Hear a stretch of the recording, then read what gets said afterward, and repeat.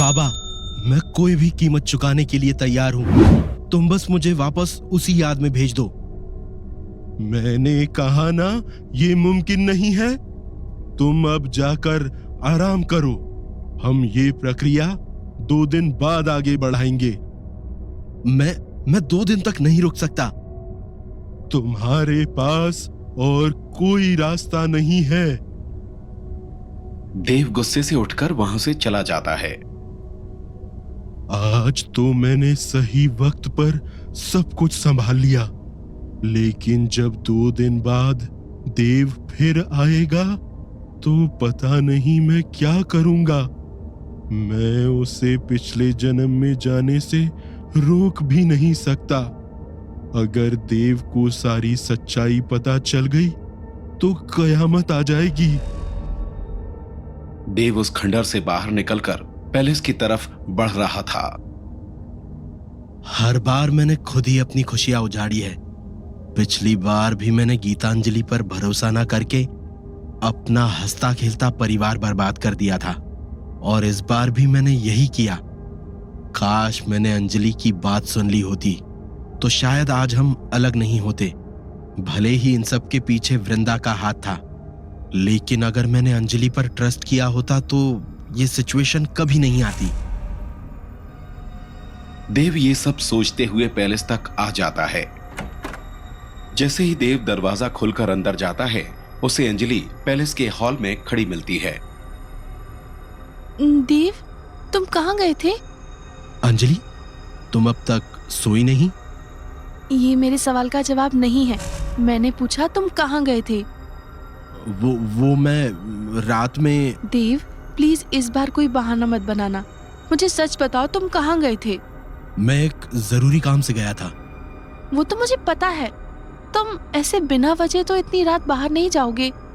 मैं जानना चाहती हूँ तुम किस जरूरी काम से बाहर गए थे। अंजलि, मैं तुम्हें कुछ बताना चाहता हूँ। देव, तुम फिर से बात को घुमा रहे हो। अंजलि कुछ कह ही रही थी कि देव अपनी उंगली अंजलि के होठों पर रख देता है। श्श, अंजलि, मेरी बात ध्यान से सुनो। पता नहीं मैं बाद में ये कह पाऊंगा या नहीं। बोलो देव, तुम क्या कहना चाहते हो? Anjali, I am sorry. Sorry? लेकिन किस लिए? हर उस बात के लिए जब मैंने तुम पर भरोसा नहीं किया। देव, तुम अचानक ऐसी बातें क्यों कर रहे हो? कुछ हुआ है क्या? देव आगे बढ़कर अंजलि को गले से लगा लेता है। अंजलि बस हैरानी से देव को देखती रहती है। Anjali, I am sorry. तुम हर बार सही थी। वो मैं ही था जिसने सब खराब कर दिया। काश मैंने तुम पर भरोसा किया होता। मैंने सबका भरोसा किया सिवाय तुम्हारे। मैंने कभी तुम्हारी बात नहीं सुनी, तब भी नहीं और अब भी नहीं। शायद मैं यही डिजर्व करता हूं, लेकिन तुम ये सब डिजर्व नहीं करती। तुम मेरी वजह से इस सिचुएशन में फंस गई हो। देव, तुम्हें क्या हो गया है? एक तो तुम इतनी रात को बाहर से आ रहे हो और ऐसी अजीब बातें कर रहे हो। अंजलि, मैं प्रॉमिस करता हूं, चाहे कुछ भी हो जाए, इस बार तुम्हारे साथ वो नहीं होगा जो पिछली बार हुआ था। चाहे मेरी जान ही क्यों ना चली जाए, मैं तुम्हें कुछ नहीं होने दूंगा। देव, तुम क्या कह रहे हो? मेरी समझ में कुछ नहीं आ रहा है। अंजलि, अभी रात बहुत हो चुकी है। मैं तुम्हें बाद में सब समझा दूंगा। तुम मेरी चिंता मत करो और जाकर सो जाओ। लेकिन तुमने डिनर भी नहीं किया है। मुझे भूख नहीं है। Good night. देव अंजलि के गाल पर अपना हाथ रखता है और उसे एक नजर देखकर वहां से चला जाता है। देव को हो क्या गया है? एक तो मेरे सवाल का जवाब भी नहीं दिया और ऊपर से अजीब बिहेव कर रहा है। अगली सुबह अंजलि अपने वॉशरूम में शावर ले रही थी। तभी उसके कमरे का दरवाजा खुलता है और शिल्पा चुपके से अंदर आ जाती है। अंजलि शॉवर ले रही है। इसका मतलब वो लॉकेट उसके गले में नहीं होगा। मुझे उसके बाहर आने से पहले वो लॉकेट ढूंढना होगा।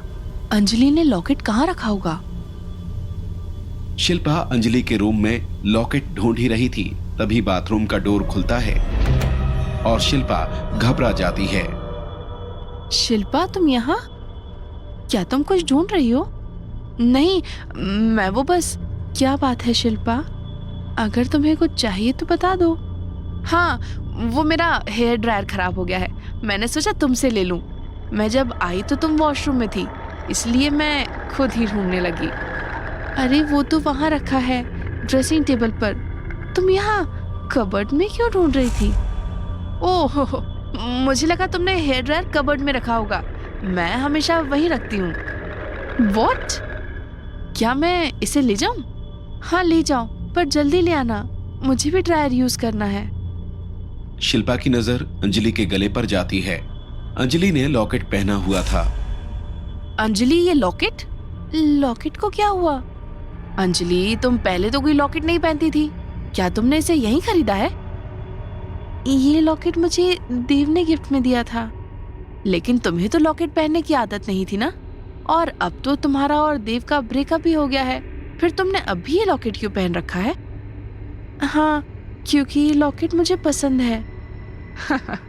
वो तो मैं देख ही सकती हूँ। ये लॉकेट तुम्हें इतना पसंद है कि तुमने नहाते हुए भी इसे नहीं निकाला।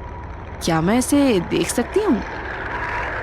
इतना कहकर शिल्पा अपना हाथ अंजलि के लॉकेट की तरफ बढ़ा देती है। शिल्पा, तुम इसे बाद में देख लेना। ये बहुत प्यारा लग रहा है, एकदम यूनिक। मैं इसे अभी देखना चाहती हूँ। प्लीज मुझे ये थोड़ी देर पहनने दो। नहीं शिल्पा, मैं इसे नहीं निकाल सकती। लेकिन क्यों? मुझे ये बस थोड़ी देर के लिए चाहिए। मैं इसकी एक फोटो लेकर तुम्हें वापस कर दूंगी। मुझे भी ऐसा ही एक लॉकेट बनवाना है। ठीक है, अगर तुम्हें इसकी फोटो क्लिक करनी है तो तुम ऐसे ही कर सकती हो, मैं इसे नहीं निकाल सकती। ठीक है, अगर तुम नहीं देना चाहती तो कोई बात नहीं। शिल्पा हेयर ड्रायर लिए बिना ही अंजलि के कमरे से बाहर चली जाती है। ये शिल्पा को अचानक क्या हो गया? ये जब से यहाँ आई है मैंने ये लॉकेट पहना हुआ है, इसकी नजर अब इस पर कैसे पड़ी? और इस तरह जिद करने का क्या मतलब था? शिल्पा गुस्से में अपने रूम में आती है। अंजलि इतनी आसानी से मुझे वो लॉकेट नहीं देने वाली। मुझे उस लॉकेट को पाने के लिए कोई और तरीका अपनाना होगा। मुझे जल्द से जल्द उस लॉकेट को उन तक पहुंचाना होगा, वरना वो मुझे। दूसरी तरफ अक्षय पैलेस के बाहर गार्डन में इधर से उधर घूम रहा था। यार, ये मैं कहाँ फंस गया हूँ? मैं तो बस खुशी खुशी देव और अंजलि की एनिवर्सरी मनाने आया था। सोचा था खूब एंजॉय करूंगा। क्या पता गांव में कोई सुंदर लड़की मिल जाए, उसे भी अपने साथ लेकर वापस चला जाऊंगा। लेकिन यहाँ तो बस भूतनिया ही मिल रही है। बड़ी मुश्किल से एक भूतनी को खत्म किया है, अब पता नहीं दूसरी को हम खत्म करेंगे या वो हमें। अक्षय यही सोच रहा था, तभी एक कुरियर बॉय मेन गेट से अंदर आता है। सर, क्या मिस अंजलि यहीं रहती है? हाँ, क्यों? उनके लिए एक पार्सल आया है। अंजलि के लिए पार्सल? वो भी यहाँ? Yes sir. इस बाबा आदम के गांव में भी कुरियर सर्विस है? नहीं सर, मैं किसी के स्पेशल ऑर्डर पर यहाँ आया हूँ। यहाँ नॉर्मल कुरियर सर्विस अवेलेबल नहीं है। Special order? लेकिन ये किसने भेजा है? ये तो इसमें नहीं लिखा है। मुझे बस इसे मिस अंजलि को डिलीवर करना है। क्या आप प्लीज उन्हें बुला देंगे? बेटा, तू सच सच बता, इसमें क्या है? कहीं तू अंजलि को हार्म करना तो नहीं चाहता? सर, आप ये कैसी बातें कर रहे हैं? मैं तो बस अपनी कंपनी का डिलीवरी बॉय हूँ, अपना काम कर रहा हूँ। ठीक है, 1 मिनट रुको, मैं अभी अंजलि को बुलाता हूँ। अक्षय अंजलि को कॉल करके नीचे बुलाता है। थोड़ी देर में अंजलि वहां आती है। क्या हुआ अक्षय, तुमने मुझे नीचे क्यों बुलाया? तुम्हारे लिए किसी ने कुरियर भेजा है। व्हाट? मेरे लिए कुरियर? ये किसने भेजा है? यही तो मैं कब से इससे पूछ रहा हूँ, लेकिन ये बता ही नहीं रहा।